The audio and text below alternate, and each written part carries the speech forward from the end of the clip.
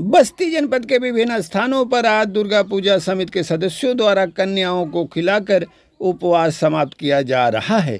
वहीं शाम को कई जगह भंडारे का आयोजन भी किया जा रहा है। नेहा राज यादव सुमन किन्नर ने जहां 9 कन्याओं को खिलाकर अपना उपवास समाप्त किया, वहीं मानपुरवा में रामसागर चौरसिया, गुरुपुर में काशी राजभर, पचलौरिया में अमित राजभर, कूपनगर में सुनील गौड़, आमा गांव में दीपू गुप्ता की दुर्गा पूजा समिति के द्वारा शाम को भंडारे का आयोजन किया जा रहा है। देखिए सरसागर की ये रिपोर्ट।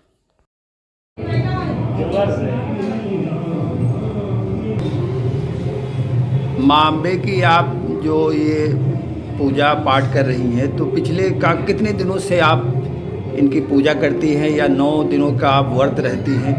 ये कितने दिनों से पहले आपने शुरुआत किया है?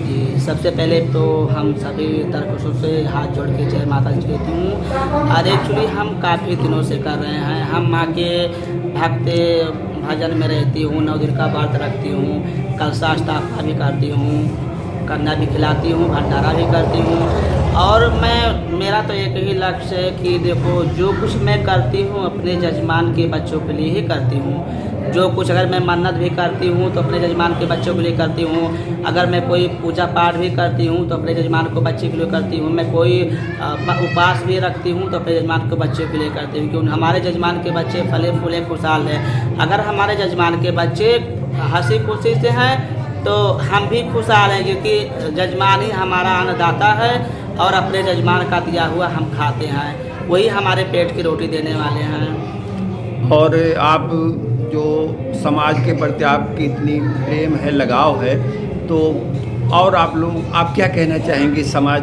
के लोगों के लिए? जी, एक्चुअली तो देखिए, हमारा तो ये समाज सेविका में हूँ और समाज में सेवा करना हमारा कर्तव्य बनता है। ये हमारा क्षेत्र है, मेरा इलाका है और मेरे जजमान हैं, तो हमारा भी एक कर्तव्य बनता है कि समाज में हम कुछ अच्छे कार्य करें, जिससे हमें भी एक नाम मिले।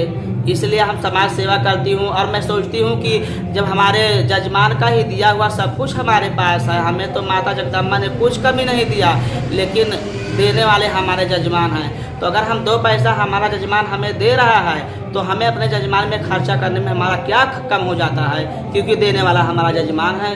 इसी मेरा एक ही मकसद, अगर मैं 10 रुपया कमा रही हूँ तो 5 रुपया अपने जजमानों में ही मैं खर्चा करूँगी, यही मेरा कर्तव्य है। और आपके दिल में ऐसी कोई सोच हो कि जो भविष्य में आप जजमान के लिए या लोगों के लिए करना चाहें? जी, एक्चुअली तो हमारे सोच बहुत हैं। अभी हम बहुत जल्द ही एक छोटा सा कोचिंग खुलवाएंगे, जिससे हमारे ग्राम सभा के जितने भी बच्चे हैं वो फ्री में आके ट्यूशन करें। उनका कोई फीस नहीं है, ना तो टीचर को देना पड़ेगा, ना तो मतलब उनका कोई फीस नहीं है, सब कुछ मैं मैनेज करूंगी।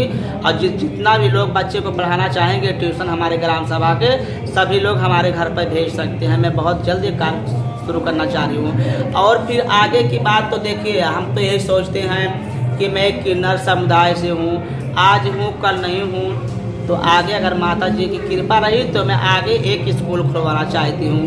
एक अपने नाम से एक ट्रस्ट खुलवाऊँगी, स्कूल ट्रस्ट खुलवाऊँगी, जिसमें बच्चे पढ़ेंगे।